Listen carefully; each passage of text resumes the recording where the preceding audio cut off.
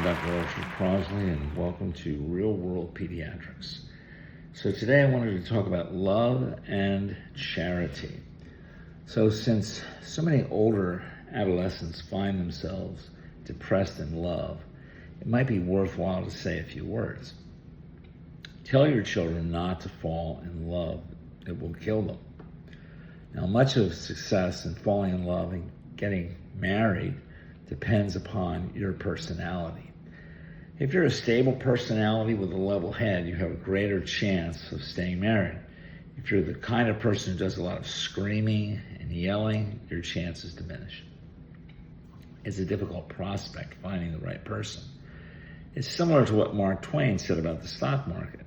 He said that October is a bad month for the stock market. The other months are January, February, March, April, May, June, July, August, September, November, and December. Okay, what did Mark Twain say about marriage? And was he even married? Well, he was married, and it seems as if he found success. He clearly found the right person. He was married for a long, long time. So let's see what he said about marriage. He said, a good marriage is the union of two good forgivers, and man and woman should choose each other for life. Young people need to understand that hot passion is going to wear off after a couple of years. A contractor friend of mine who passed away a few years ago and who had been married a few times told me that everything was great in marriage for the first couple of years, but after that it was all downhill. Another fellow I knew was a pharmaceutical rep. He came to a party of mine once and we were talking, and I asked him if he was married, and he said to me, "Oh, I've been married 4 times." And then he leans over to me and says, as if to deliver a secret, "Let me tell you something, Dr. Crosley. I cut my losses. If I see things aren't working out, I'm out of there." And when I heard that, I looked at him and I said, interesting philosophy. Now, those were 2 friends who have been divorced a few times.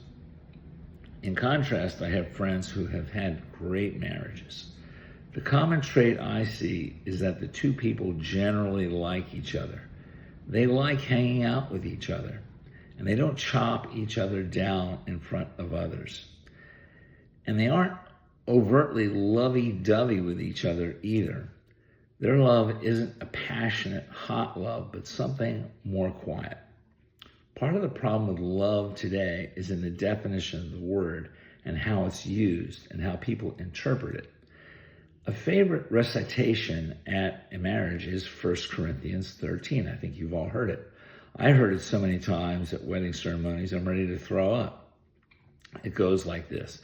Love is patient, love is kind, blah, blah, blah, blah, blah, blah. And I'll put it up on the screen and you can read it. You've heard it.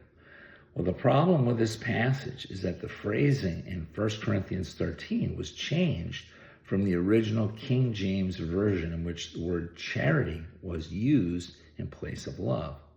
And therein lies the problem. The original version helps stress what true love is. Love is charity, and charity is the ability to forgive, to be charitable, to give a little, to be forgiving. It has nothing to do with hot, passionate love. And young people and old people need to understand that. They get into these hot, passionate relationships and they think that is love. Then they allow that emotion to guide them. And this emotion governs their reason and behavior to the point that they either become abusive or become abused. This then is a dysfunctional relationship. There is no true love there, only the feeling of hot passion and addiction to another person. Now, the right person makes you better, not worse. The right person doesn't make you turn against your family. The right person doesn't make you depressed. And if that is happening to you or your child, then correction is in order. You need to give yourself or your child the advice I ignored. Drop her or him like a hot potato. Thank you.